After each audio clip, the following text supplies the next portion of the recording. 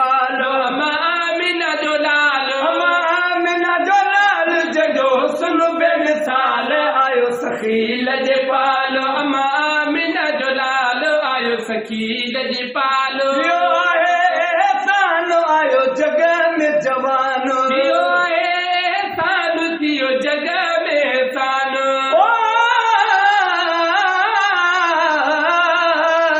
हैरत में बुरा पयूं जाम पसी जिनसार इबरत लगी उन्हनि खे नूर ॾिसी निर्वार थियो सवास जखां सुहाबरो सरदार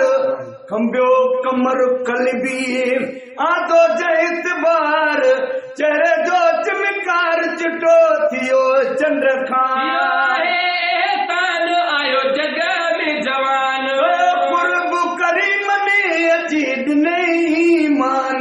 कुर्ब करीम ने अची ॾिनई मान आयो सखील जे पालो अमा आमिना जो लालो आयो सखील जे पालो मिली वया आराम नूरी निज़ारा निज़ाम मिली वया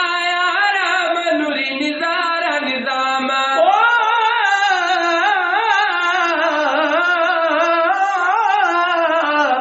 हैरत में उरा पयूं ॾिसी मोहम्मदी जमाल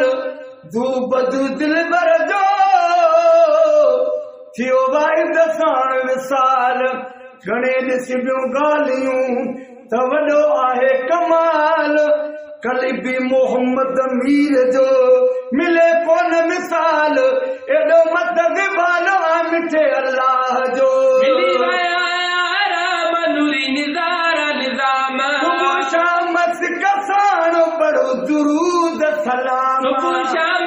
कसाण पढ़ो दुरूद सलाम आयो सखील जे पाल अमा आमिना जो लाल आयो सखील जे पाल अमा आमिना जो लाल अमा आमिना जो लाल जजो हुस्न बेमिसाल आयो सखील जे पाल अमा आमिना जो लाल आयो सखील जे पाल जजे मुहाबे जहान जुड़ी थियो आहे रास जजे मुहाबे जहान जुड़ी थियो आहे रास जो कोन कॾहिं मुनाफिक खे एहसास जो कोन कॾहिं मुनाफिक खे एहसास आयो सखील जे पाल अमा आमिना जो लाल आयो सखील जे पाल रही बख्शतियड़ा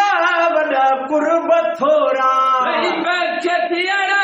वॾा कुर्ब थोरा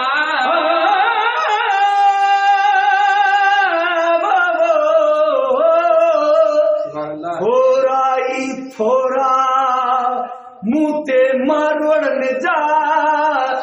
थरने वारी थोरड़ी ओ तंहिंखां घणेरा हिट जो घोट लती बुचे भलायूं भेरा आऊं घणो घणी दद केतिरा थोरिया वॾा कुर्ब थोरा बख्शतियड़ा वॾा कुर्ब थोरा बख्शतियड़ा वॾा कुर्ब थोरा थोरा बेहरा ॻाइण खगोरा थोरा बेहरा ॻाइण खगोरा थोरा बेहरा ॻाइण खगोरा आयो सखील जे पाल अमा आमिना जो लाल आयो सखील जे पाल अमा आमिना जो लाल जजो हुस्न बेमिसाल आयो सखील